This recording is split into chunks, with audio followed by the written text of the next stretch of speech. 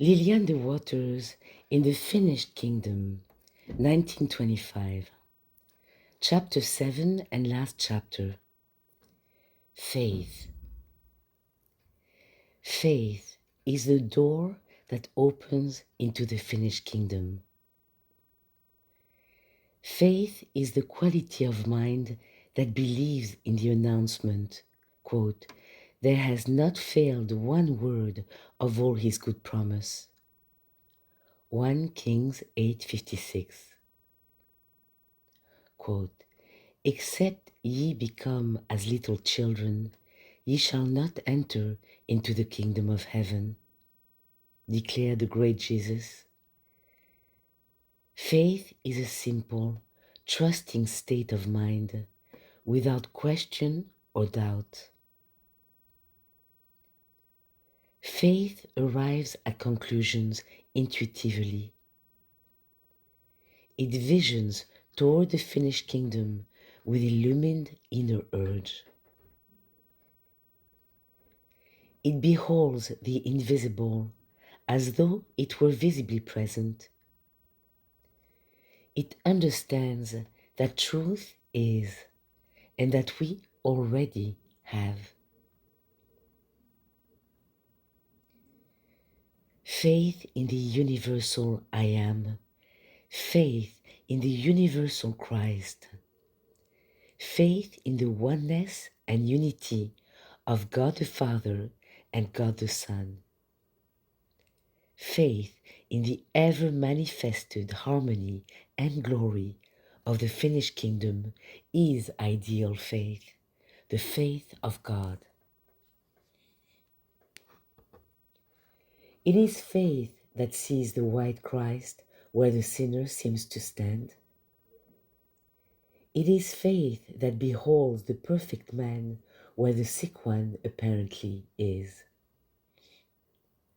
It is faith that looking up calls the man in the sepulchre, "Come forth."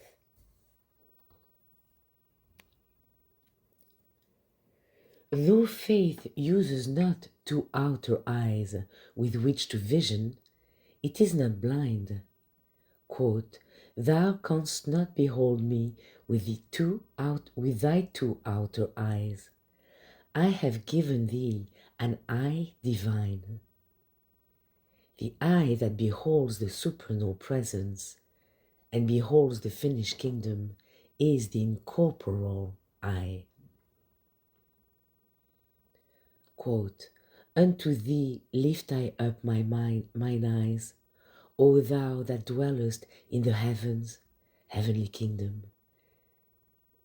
Lift up your eyes in corporal vision and look on the fields, for they are white already to harvest.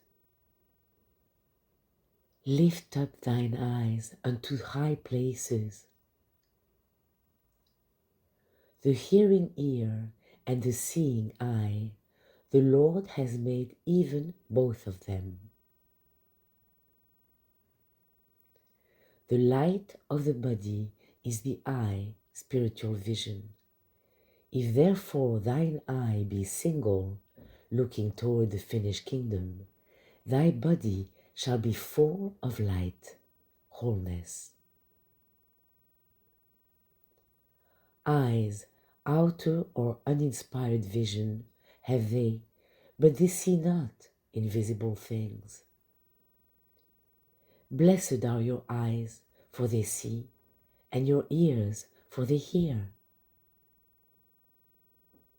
Let thine eyes be open, and let thine ears be attentive. And when ye see this, your heart shall rejoice.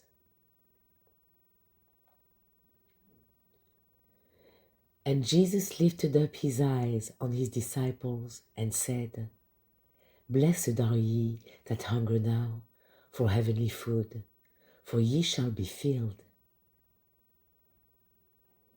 And Jesus lifted up his eyes and said, Father, I thank thee that thou hast heard me. Lazarus, come forth. Then Jesus took the 5 loaves and 2 fishes, and looking up to heaven, he blessed them and brake and gave to the disciples to set before the multitude. Jesus lifted up his eyes to heaven and said, Father, the hour is come. Glorify thy Son, that thy Son may also glorify thee. End of quotes from the Bible. It is as we look up to the finished kingdom with spiritual vision, the eye of faith, love, and high recognition, that we behold heavenly things prepared for us and shout with John, that which was from the beginning, which we have heard, which we have seen with our eyes, which we have looked upon, declare we. Quote, At that day shall a man look to his Maker. Look unto the rock whence ye are hewn. Look, ye blind, that ye may see. Isaiah. We, according to his promise, look for new heavens and new earth, wherein dwelleth righteousness. Unto them that look for him shall he appear the second time.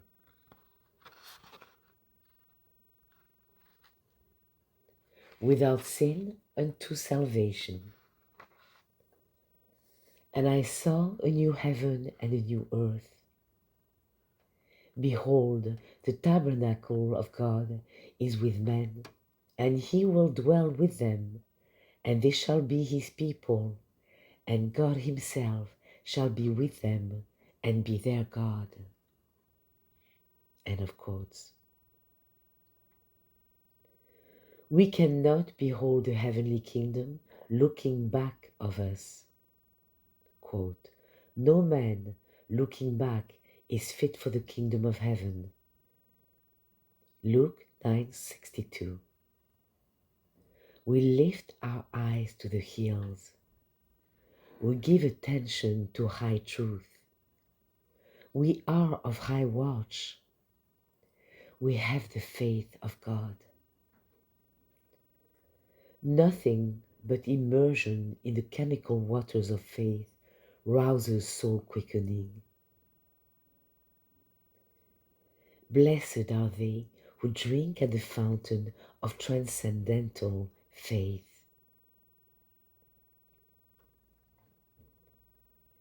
Let us harmonize our mind with heavenly facts of life. From light, all light comes. From life, all life comes. From the fountainhead, all individual consciousness comes. Discovering that good which has been since the beginning of the world, we experience joy and peace. This is the cosmic vision of cosmic life, the finished kingdom. We base our thinking and reasoning on the already perfect, and with illumined faith we behold ourselves free spirit, unconditioned, unfettered, all-powerful, all-victorious. One can build temples to the sky, attain wealth, fame, name, and apparent happiness, but except he recognize himself above his thoughts, above his body, above all conditions, he has not achieved high recognition, illumined faith, incorporeal vision.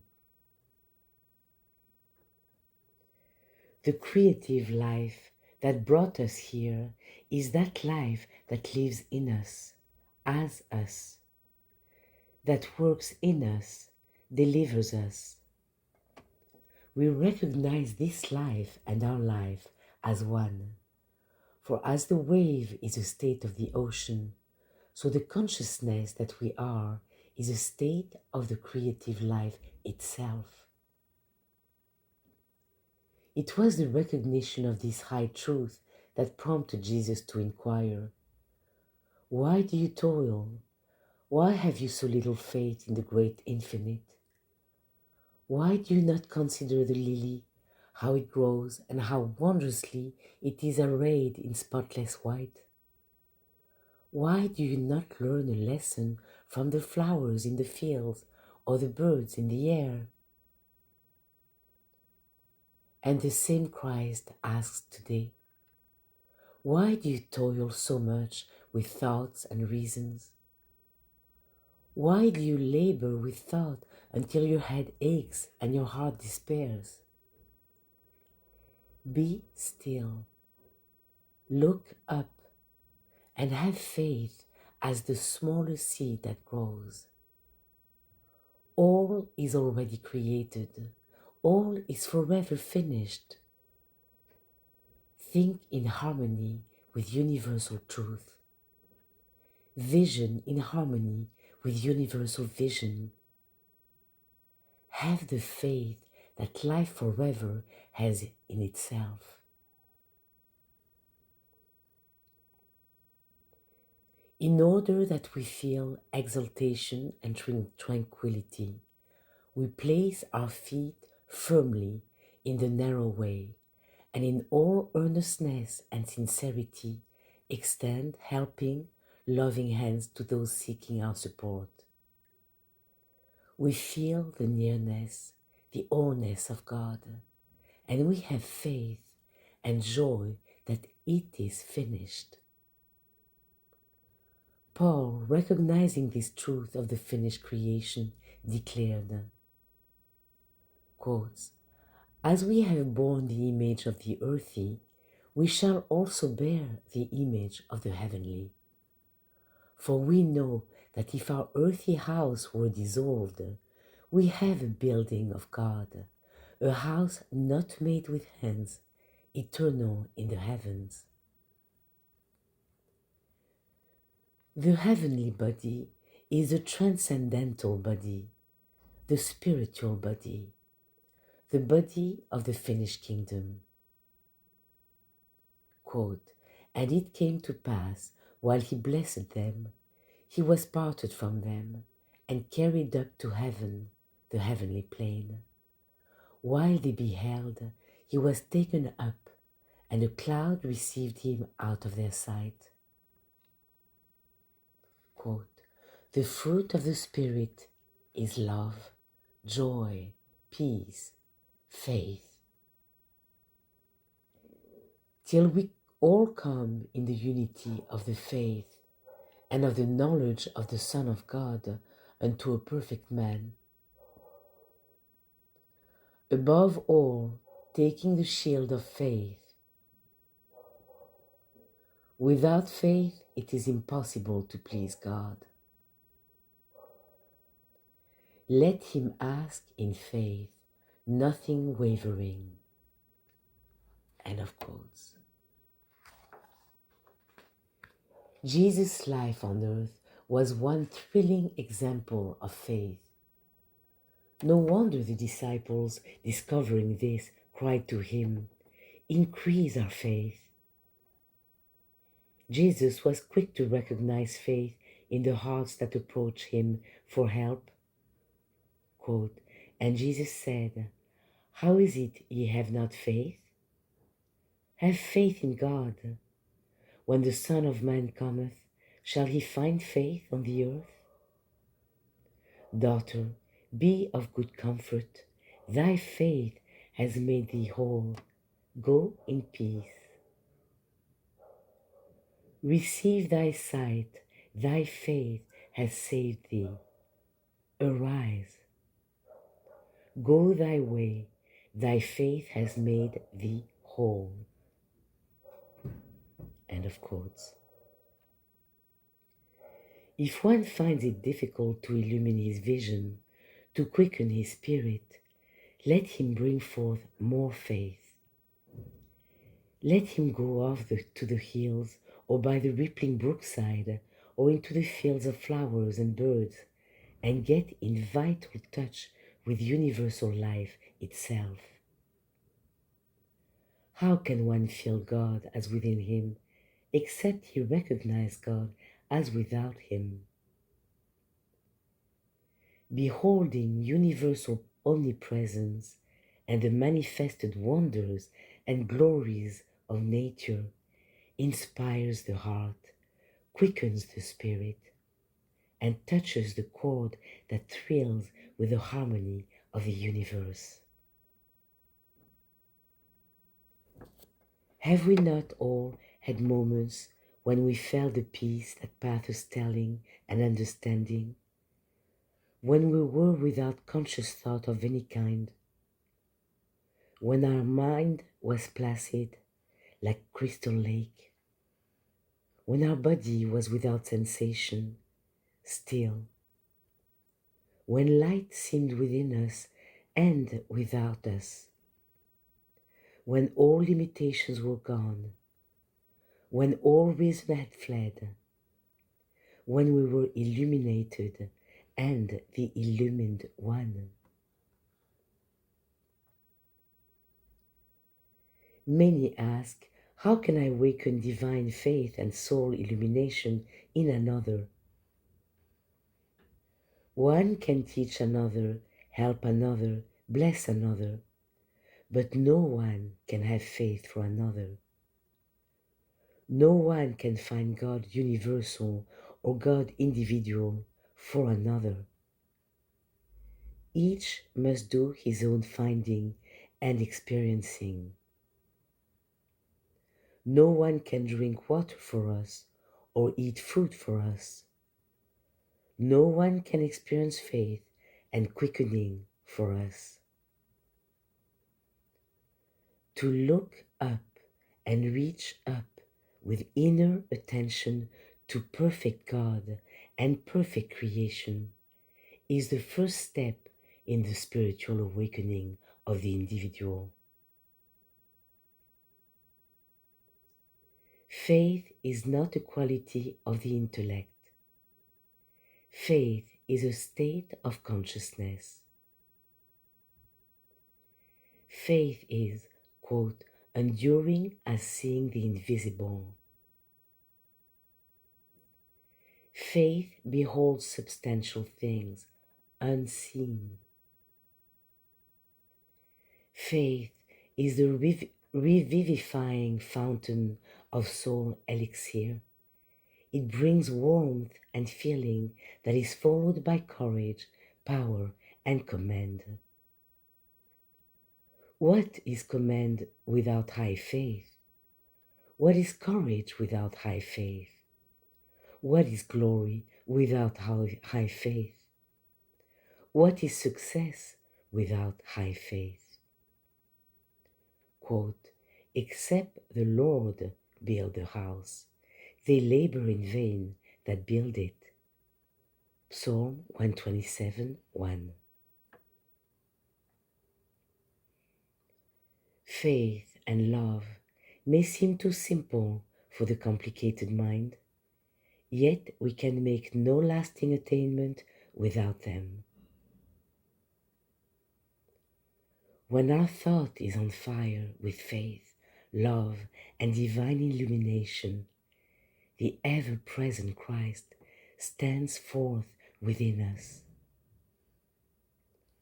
Sublime faith hurls the mountain into the sea and rends the darkness with transcendent light.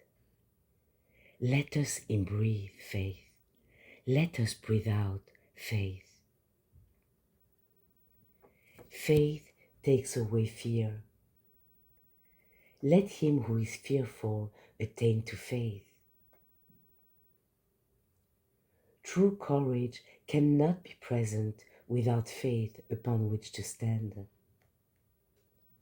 Working mentally for courage and strength may bring momentary response, but in order to have lasting and permanent courage, we must have right faith. When faith is present, one need not work mentally for courage. He is courage. When one strives for fearlessness in a mental way, he is not building his house upon the rock.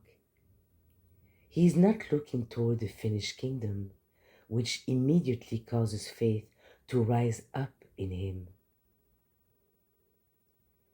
Faith in the finished kingdom simultaneously brings courage.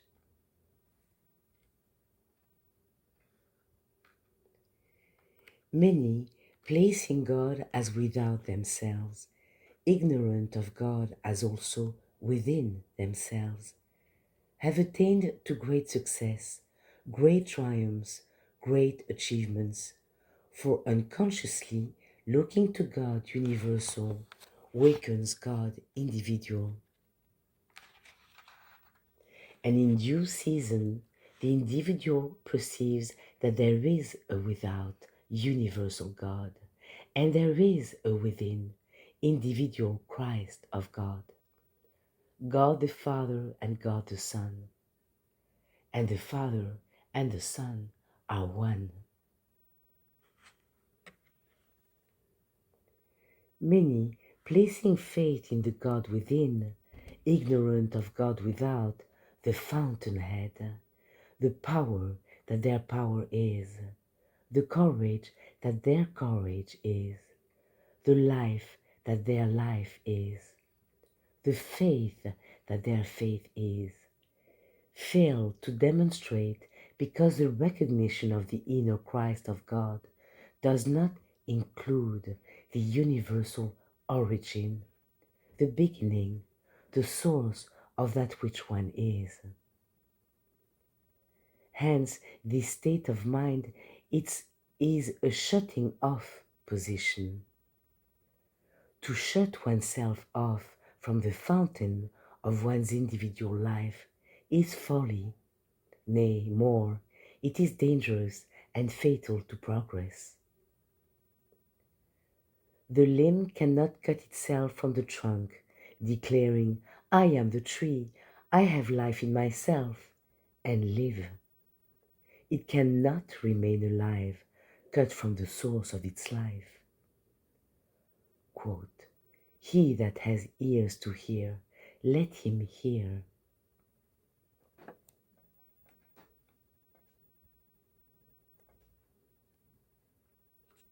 They who have not discovered that the highest and the inmost is one have not reached high recognition. Faith in ever-present life is all living. Faith in omnipotent, universal right as changeless, victorious, and triumphant. Faith in the finished kingdom of wholeness and abundance. Faith in God the Father. Faith in God the Son. Faith in God the finished kingdom is high faith. Quote, behold, I stand at the door and knock. Lift up your heads, O ye gates, and be ye lifted up, ye everlasting doors, and the King of glory shall come in. Who is this King of glory? The Lord of hosts, he is the King of glory. Alleluia! Salvation and glory and honor and power unto the Lord our God.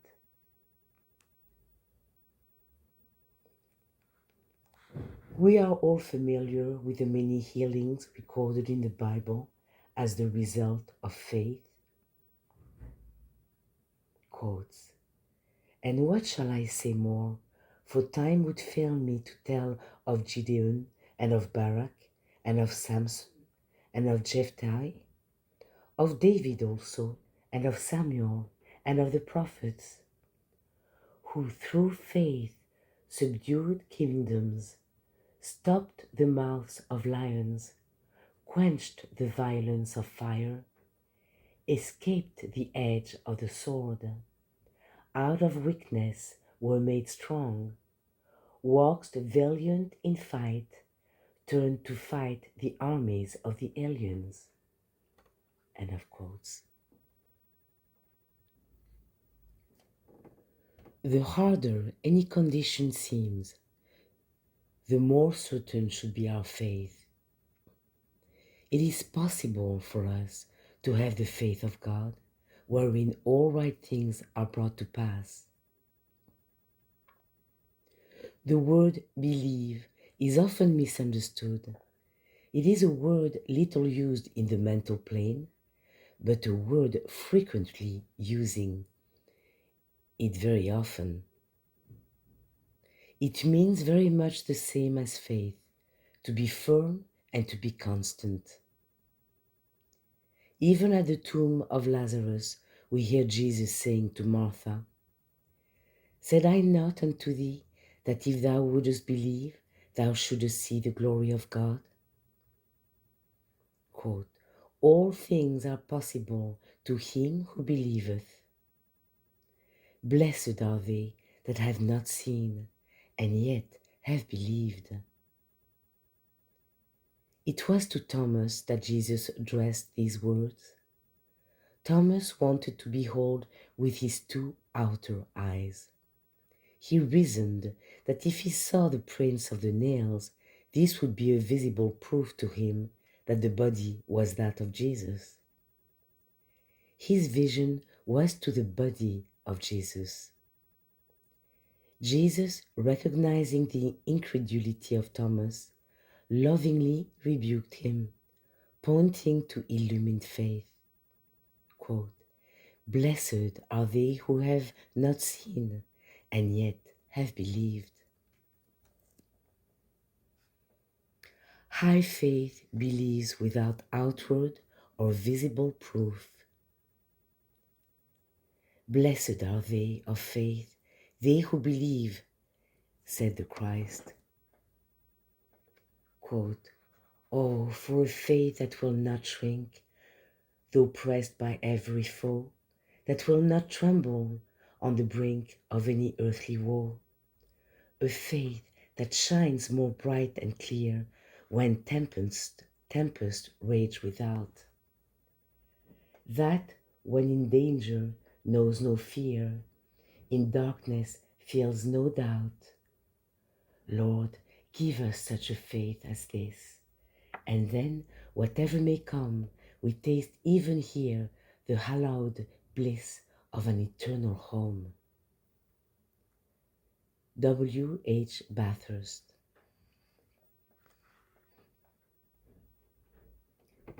They who are struggling and fighting, they who are bearing heavy burdens, come into the higher sense of illumined faith and universal freedom. An earnest and faithful worker in truth had not received his healing of what is called a rupture, which had been in appearance for several years. He had worked earnestly in science, Christian Science, but the healing had not arrived. A note from the reader: working in Christian Science meant working mentally to make a demonstration of healing. Lillian de Waters here is trying to turn us off this mental attempt of demonstration of healing to look up to the finished kingdom, where healing doesn't need to be, since there is no disease, in the absolute, in the now, in the truth of God, of the finished kingdom. Back to the text. One summer's day, he was at work in the hayfield, but his suffering was so great because of the strenuous labor that he was performing that he was forced to seek the house for rest. Presently the thought came to him, "You may never be healed of this trouble. You should consider some surgical help or an operation." But this man, being strong in the spirit and of superb faith in spiritual healing, sprang upon his feet, and from his Christ view cried aloud, "No, I will die first." Seizing his hat, off again he went to the hayfield, finishing the work with no further murmur from his body. The next day, when he chanced to think of himself, he found the rupture gone. Quote, "Act as though I were, and thou shalt know I am." A woman held her little boy in her arms the greater part of the night, because of so-called measles making their appearance. In the morning, the little fellow came downstairs, his hands and face manifesting red blotches. Having finished his breakfast, he went to the hat rack, taking down his hat and coat, preparatory to a visit out of doors. It was a midwinter day. Snow lay deep upon the ground. The mother stood still, watching her boy in silence. She was facing the ordeal. Quote, "Choose ye." Had she not prayed all night, reaching the high recognition that God's presence fills the universe? That heavenly wholeness is here and now? That there are no measles in the finished kingdom? Yes, she had. Yet here was her boy, with apparent evidence contrary to her high vision, preparing to go out and play in the snow. The mother made her choice. The child passed out into the open air and, plunging headlong into a snowbank, shouted with glee. She had chosen well. She had scaled that height.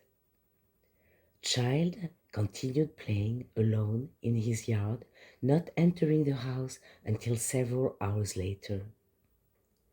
Then his face was spotless, unblemished.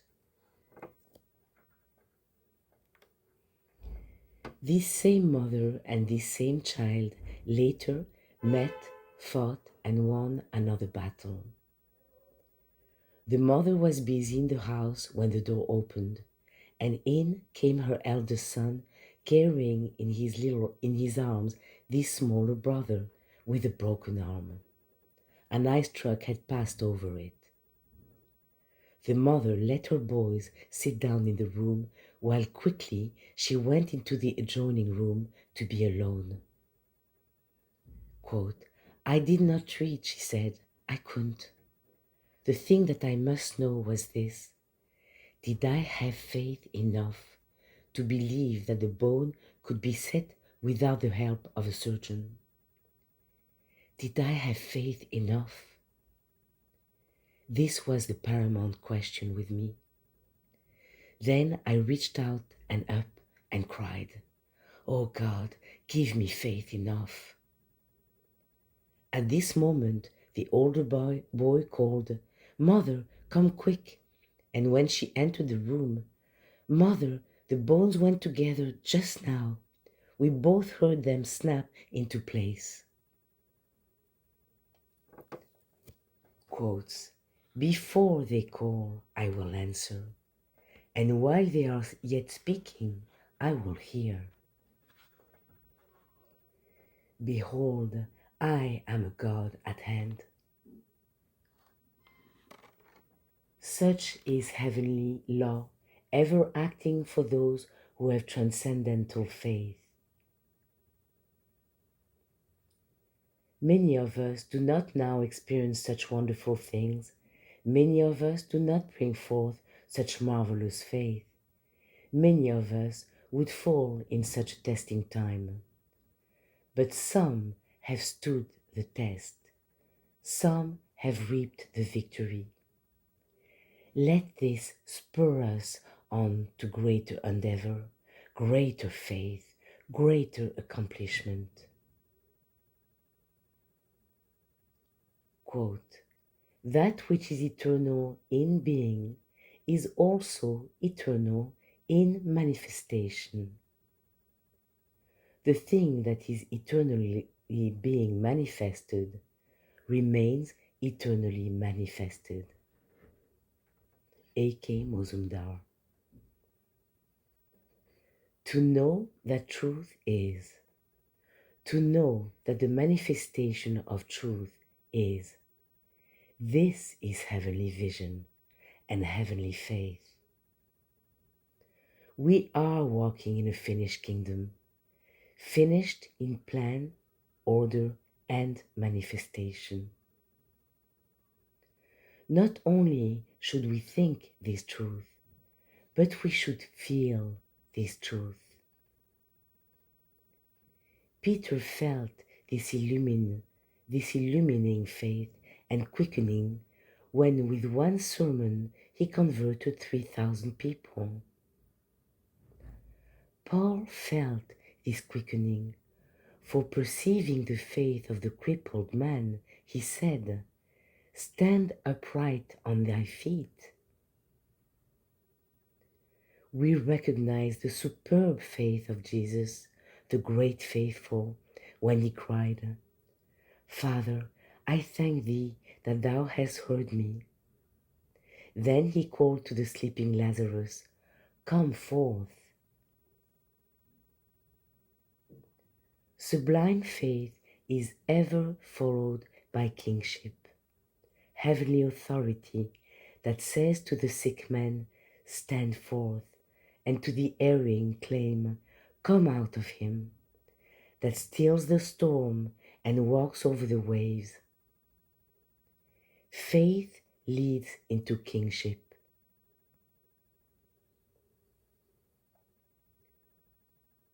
Quotes from E.C. Hopkins, quotes, "Kings exercise lordship," said Jesus. "How shall one be king except his kingship be roused?"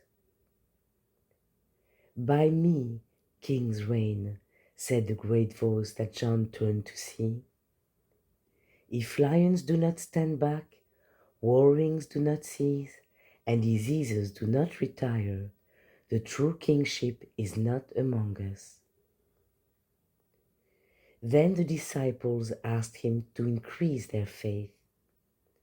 But he answered them nothing, for faith, which is kingship exercising to call the God of Lazarus to come forth and the God of the withered arm to appear, is the deepest secret of all the deep secrets of Jesus Christ.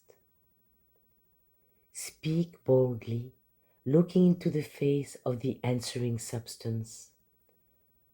Quote, "Deliver thou me from evil. Give me this day my supersubstantial bread. Give me courage, confidence to insist. Bless me with life, wisdom, divine efficiency." End of quotes from E.C. Hopkins. Our God is transcendent. John, the disciple of love, beheld with lighted vision the heavenly order, the real heaven and the real earth. He saw and heard with incorporeal senses, senses that are wholly divine and spiritual. He beheld the city, New Jerusalem, the finished kingdom that is here and now.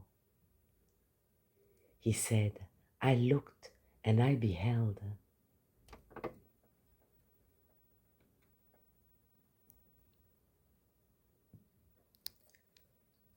Our attention is now focused to God, the Father, the source of all power, the source of all life, the source of all harmony.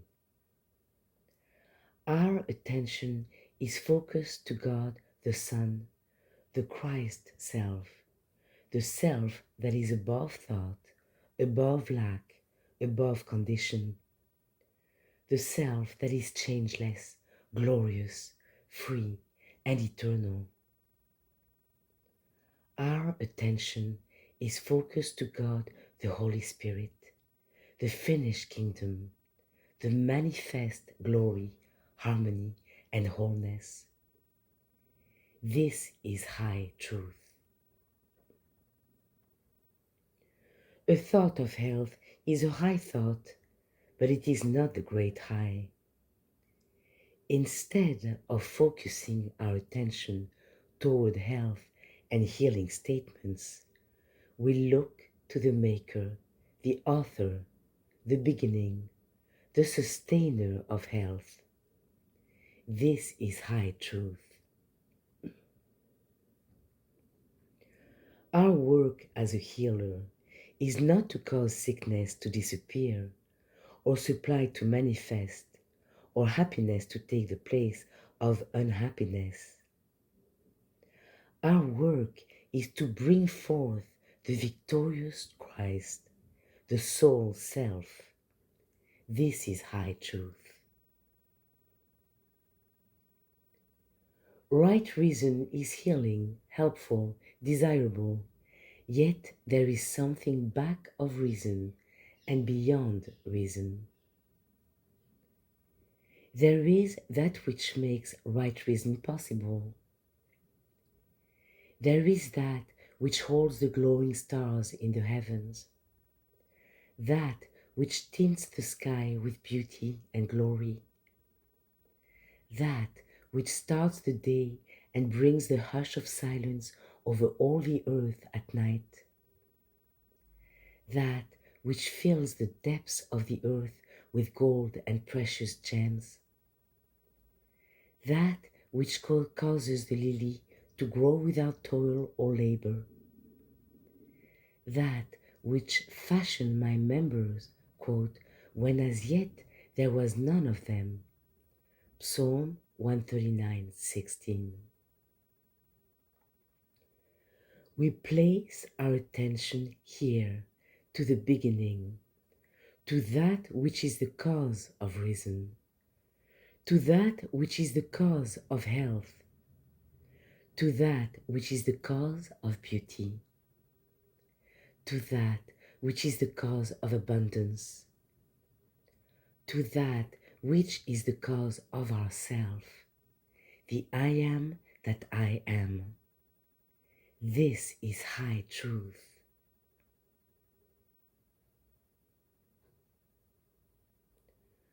The law of mental cause and effect is swift acting, certain, sure to those visioning toward it.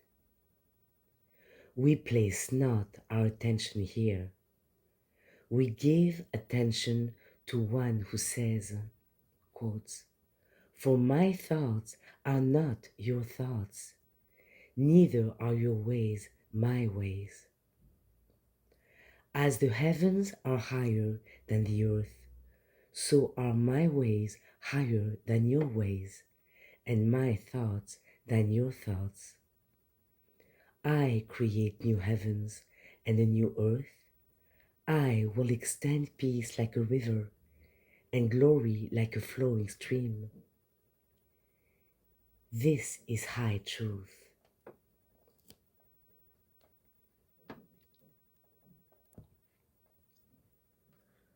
Pressing forward to high achievements with glance upward and inward, with feet sure and certain. Every link of our journey is heavenward, leading us upward in the ocean of being. We hear the song of the redeemed, quote, and this I beheld, and lo, a great multitude which no man could number, of all nations and kindreds and people and tongues, stood before the throne, and before the Lamb, clothed with white robes. What are these white which are arrayed in white robes? These are they which came out of great tribulation, and have washed their robes and made them white. Oh, let us ever keep our vision up to the highest.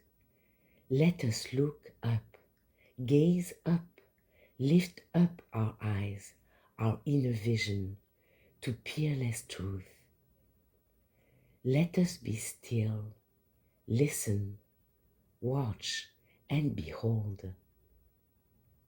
Quote, to him that overcometh will I give to eat of the hidden manna, and will give him a white stone, and in the stone a new name written, which no man knoweth, saving he that receiveth it.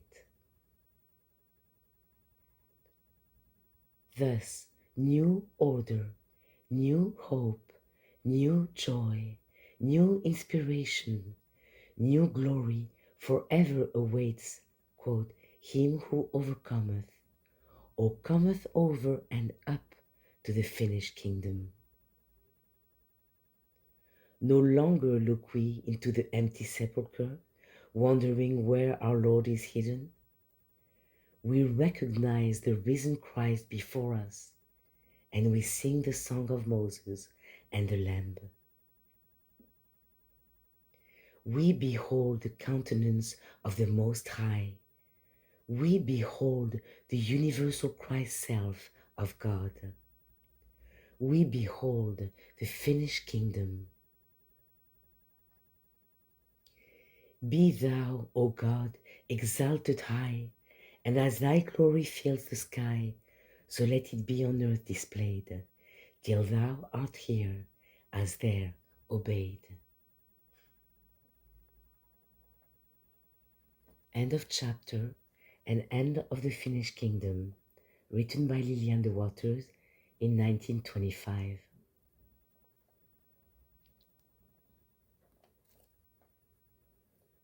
Sometimes we take many steps before the way opens up clearly to us. But after we have taken one, that is, fixed our inner vision in the right direction toward the heights, other steps come naturally. The finished kingdom provides a clear path for those searching for the higher way, the way that leads from the mental plane to the spiritual realm of the fourth dimension, or what Lillian de Waters refers to as the finished kingdom. While the author acknowledges that the reasoning mind has its place, she points to intuition as a step beyond. Quotes, reason uses the process of analysis, while intuition is a state of illumined consciousness. Reason searches, but divine intuition knows. Reason sometimes closes the door to illumination with its questions, arguments, and discussions, but intuition labors not. Intuition belongs to the high plane. It is the laborless activity of Christ in you. Through her personal experience and revelation, Lillian de Waters inspires the reader to open himself to truth, to rise above the mind, which says miracles are not possible, and to follow the example of Christ Jesus. This is a present possibility, and she assures us that if we can't with one stroke rise to the heights of freedom, we rise stroke by stroke, but we rise nevertheless. Come, inherit the kingdom prepared for you from the foundation of the world. Amen.